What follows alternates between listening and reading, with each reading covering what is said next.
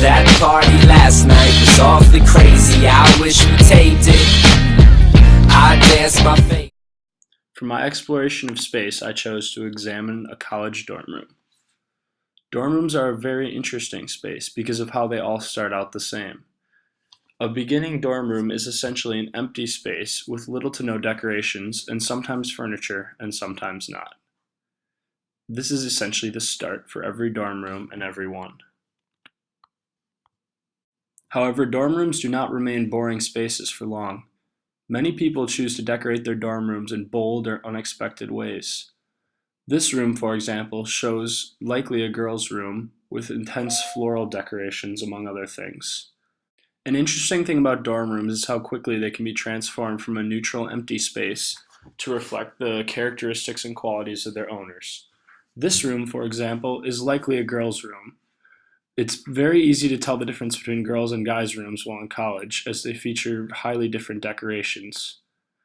It's interesting to look at the stereotypes and how they manifest themselves through dorm rooms. For example, girls' rooms are often more clean and organized, whereas guys' rooms tend to be dirtier and messier.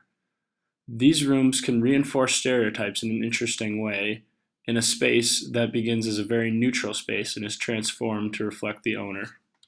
College dorm rooms are also highly restricted places. From locks on individual doors to locks on the buildings, they are spaces that are not open to anyone. The first and biggest barrier of gaining entrance to a college dorm room is being in college. The different barriers to entry to college are also high. Most people are of college age, between 18 and 22, and there are many other factors such as the large amount of money college can cost and the expenses of simply living in a college dorm room. Living in college dorm rooms can be very expensive, and many people choose to either commute or to take online classes to reduce these costs. In addition to the barriers of entry in the money sense, it is difficult to be admitted into college in the first place.